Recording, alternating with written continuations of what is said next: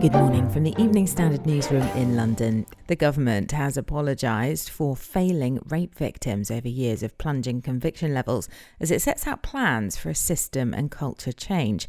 A long-awaited review into a decline in rape prosecutions promises sweeping reform of how cases are handled in England and Wales. Justice Secretary Robert Buckland QC and Home Secretary Priti Patel said they were deeply ashamed by the downward trends in bringing sexual offenders to justice. They cited a raft of measures intended to see the volume of allegations referred by the police to the Crown Prosecution Service, the number of suspects charged, and the amount of cases reaching court returned to 2016 levels by the end of this Parliament. Thousands of officials could be allowed into England without needing to quarantine under plans to stop the Euro 2020 final being moved from Wembley to Budapest. Ministers are reportedly discussing a plan to exempt UEFA and FIFA officials, politicians, broadcasters and sponsors from having to self-isolate on arrival to stop the location change. This would come despite concerns that such a decision may lead to a rise in COVID infections and provoke a public backlash.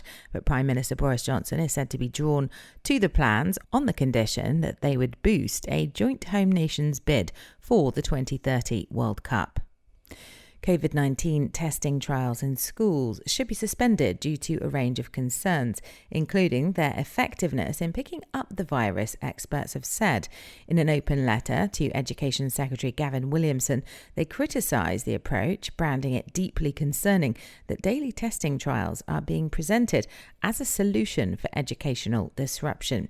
Currently, around 200 schools and colleges across England are participating in a trial, with one group following the national guidance of quarantining contacts of positive cases and the other allowing daily testing of contacts for a week instead of isolation. Britons aged 18 and over can now book their COVID-19 vaccine in England in what the NHS have described as a final push to protect the country. All adults are urged to arrange a jab if they have not had one, and the health force will start to send about 1.5 million texts to people aged 18 to 20 from Friday morning.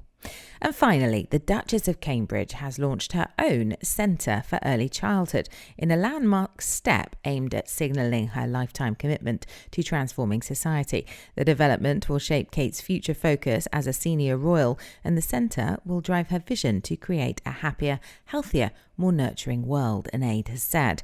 Kate is said to see the issue as the social equivalent to global climate change, but is concerned that it is not being treated seriously enough.